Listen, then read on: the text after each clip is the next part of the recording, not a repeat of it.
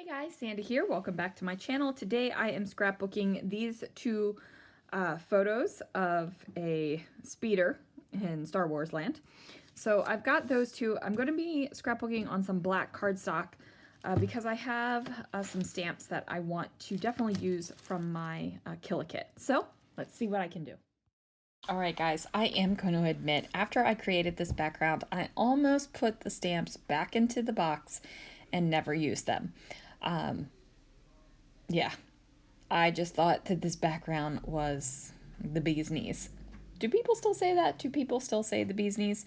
So all I'm doing is taking my embossing ink pad, and I do use the Brutus Monroe embossing ink pad. It is a clear ink.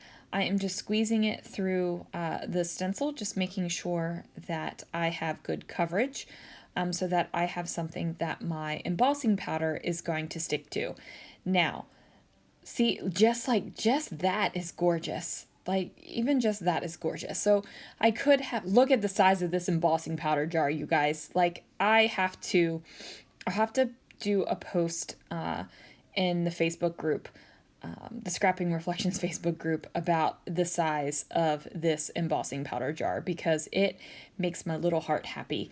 And then my Raven embossing powder is almost gone, you guys, in my little jar. So I think I might buy a big jar of the Raven as well. But this huge jar of embossing powder makes me happy. And then here comes the magic. So this embossing powder is Brutus Monroe, and it is a 6-ounce jar of icicle embossing powder, and that is their clear embossing powder. How many times can I say embossing powder in 2 seconds? Seems like a lot. Now the magic is happening. I am just heating this up and just having a grand old time doing it. Now, I have received comments before that I don't need to hold my embossing gun so close to the paper, that I should be going from underneath of the paper. There's a lot of different thoughts on how you should emboss, and there's a lot of different techniques that work for different people. So if you emboss slightly differently than I do, that's great. You're probably a lot neater than I am because no matter what, my embossing is a hot mess. I get powder everywhere. So most of the time I don't even bother with a cleanup paper anymore because I use the cleanup paper, and surprise, surprise, the embossing powder doesn't just stay on the paper, it still gets everywhere. That's just my life. Now, when you are embossing these stars, so I did use the All-Star stencil from Scrapping Reflections. As you guys know, this is probably my favorite stencil in the world. I just think stars are a great theme for just about anything. So while I am embossing this, there are certain stars that still look kind of cloudy. So all that means is my embossing powder has not fully become melty and to get all smooth. So, oh my goodness, look at that, you guys. That is gorgeous. That is gorgeous, okay? If that was a pattern paper, I would buy it in all the colors. I'm just saying. So manufacturers, you want to get with me and use my All-Star stencil? I am your girl. Like manufacturers are watching this channel. Anyway, a girl can dream, right? A girl can dream. So I have these pieces of paper that I've cut down. So I meant to cut it to 4.25 by 6.25, and I think I screwed up on the gray cardstock, so I trimmed it down a little bit more. And then the yellow random polka dotted papers and this other paper, which I believe is from Photoplay or Creative Memories, one of them. I think it's from Photoplay though, I think. No, it's pretty thin. Maybe it is from Creative Memories. Honestly, guys, I don't remember where the paper came from. I am going to do some wonky photo mats and then have them on 2 sides of the page. Now, I wasn't really paying attention to what I was doing, and my yellow squares didn't actually go where I wanted them to go. So as you can see, I'm looking at this and going, I need to fix this. Like, I want them opposite, and they are not opposite. The yellow was on the same side. So I just went ahead and pulled the papers apart and then put them right back together so that it kind of did what I wanted it to do. Now I am going to have them separate on opposite corners of the page. This is one of my go-to designs when I have two photos and I don't want to lump them together onto one. And I'm just going to figure out where I want that to go and then get some adhesive on these bad boys and get them stuck down. So I wanted there to be a little bit of stars poking through out from underneath of these photo mats. I didn't want to completely obliterate the stars whatsoever so that you couldn't see that there were stars underneath of it as well. But you know, that's what I came up with. So now I've went and pulled out my Droid Please stamps. These are from Ink Road. I got them a long time ago, guys. I have no idea if they are still available. I don't know. But I did get them a long time ago, and now I'm just taking these icons, none of the words, just the icons, and I'm putting them down in my Misty.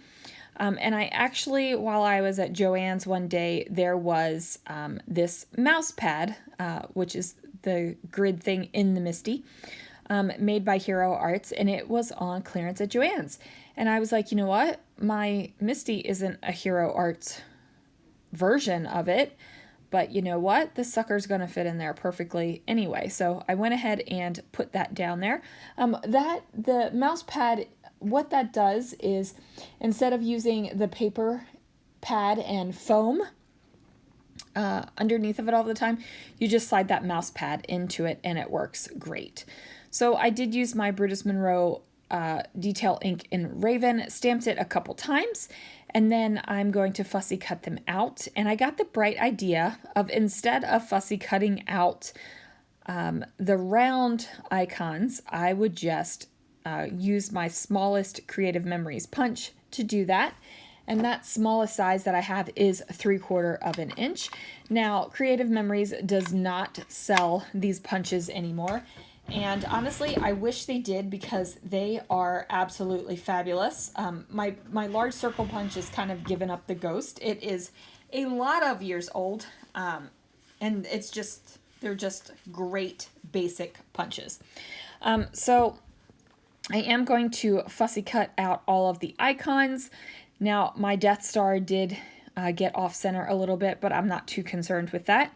Now, when I'm fussy cutting these out, I am leaving a white border all the way around them. I am not cutting all the way down into the ink, and I'm not going to make you watch me fussy cut them all. In the midst of fussy cutting, I got a phone call, I did some things, so just lots of me kind of swinging my scissors around in my hand because I was chatting instead of working on the fussy cutting, and nobody needs to see that. So I do grab a tag. This tag does not match the theme whatsoever, but basically I'm just using it for sizing because I liked the size of it. So I had this scrap sheet of plaid paper, and I was trying to see if I liked the sizing of the plaid paper. It was a little bit shorter than the tag. Now, I'm going to be brutally honest here, you guys. If I had not tried out that tag first and just cut that plaid paper, I guarantee you I would have been fine with the size of that tag that would have come out. But since I tried this paper, I felt like I had to. So I am going to cut out the tags. And the only thing I did was take that rectangle, hold it down to my grid mat, and then mark spaces on either side of the tag and trim it, like I just cut from dot to dot. And that gives you evenly spaced tags. So if you don't have a tag punch and you're eyeballing when you cut your angle is like, whoa, who wants to do that? This is how I do it. So I use that 3/4 of an inch punch one more time, and I'm going to make me a little tag hole cover, a reinforcement. I like tag hole cover better. And then I'm going to use my Crocodile and I'm going to pop right in. Oh, as you can see, I have my laptop off to the side. I was watching something on YouTube Live. So I think I made a comment or, you know, I responded to something. So now that I have my tag holes and my tags, I'm going to add adhesive to them and go ahead and tuck them into these little photo mat clusters. Now I'm just trying to figure out where I want the icons, and I'm going to pop some of them up on some foam, and then the other ones will just be flat with my regular ATG adhesive. Now, I confessed this during the Create and Inspire event this past weekend. So it was an event held by Scrapbook and Cards Today magazine, and it was virtual. It was supposed to be in person, but it ended up being virtual. And during one of the classes, I confessed that whenever I say I'm going to pop up something, pop-up video runs through my head. So if you guys remember VH1 from the, I would say late 90s, I want to say mid to late 90s, I'm guessing, they used to have this show called Pop-Up Video. And what it would do was it would have these little fun facts and I guess they were just fun facts and trivia, basically trivia questions about the video.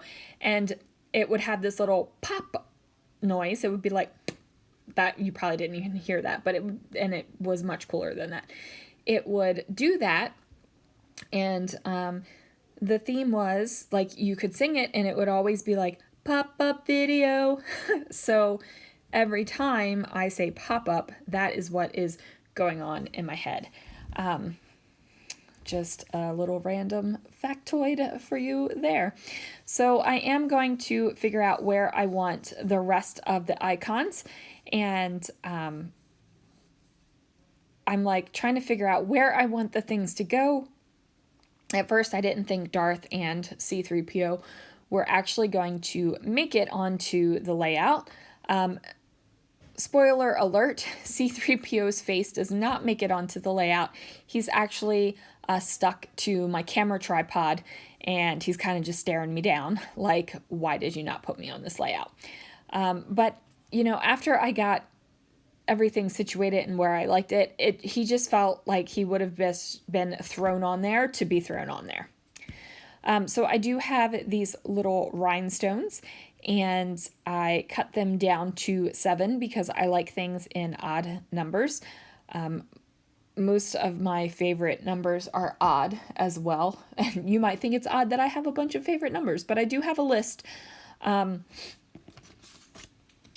numbers that I like. So I like 1, 3, 7, 11, 13, 17, 21, 25, and 33. Like, when I think favorite numbers, 1, 3, 7, 11, 13, 17, 21, 25, and 20, they are all odd. Those are like my go-to favorite numbers, which is weird that I even have go-to favorite numbers. I actually like 144.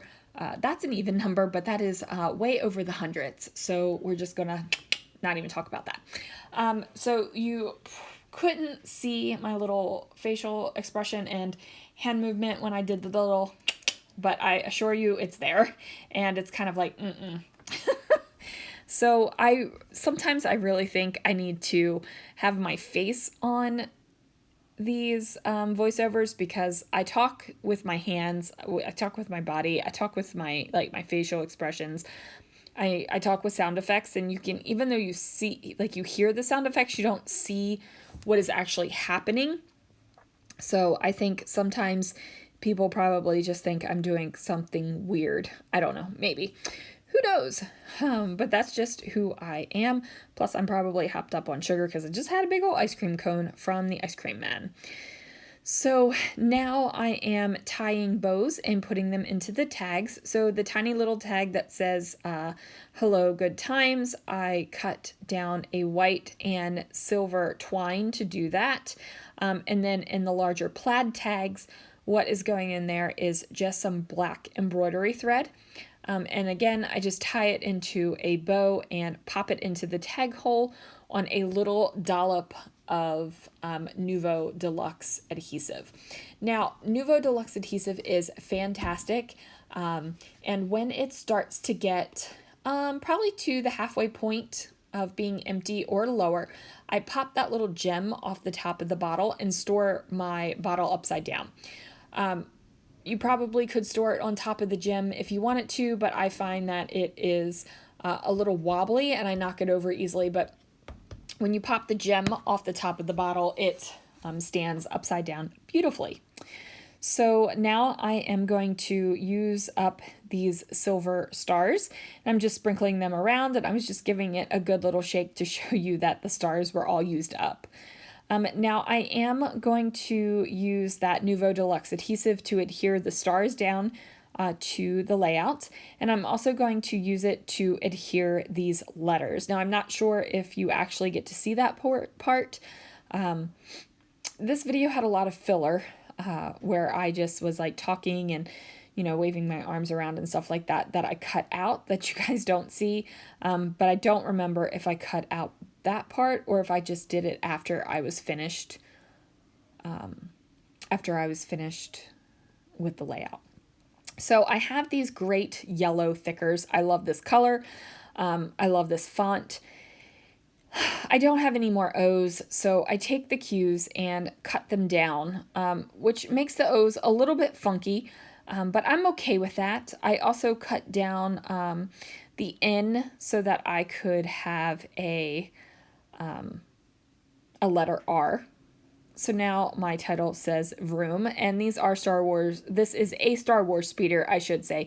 It's the same speeder. It's just one is focusing on the speeder part and one is focusing on the driver's seat, like where you sit.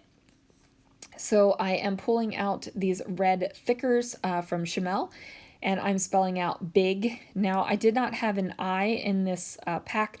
I do have I's in this font, but honestly, I'm kind of saving them so I can make an I really easily by trimming down a 1, and that turns into Big Vroom. So I am really just loving this layout. I am going to put down speeders at Hollywood Studios, and then I'm just going to put the date of 2017 down because this is a layout for our 2017 Disney trip. So there it is, you guys. Embossing through a stencil and using stamps on my layout, I'm feeling pretty accomplished. Let me know in the comments below how you feel about embossing through a stencil, or if you like fussy cutting out stamps, or if that is totally not your jam. Thanks so much for watching, guys. I will see you again real soon for another video.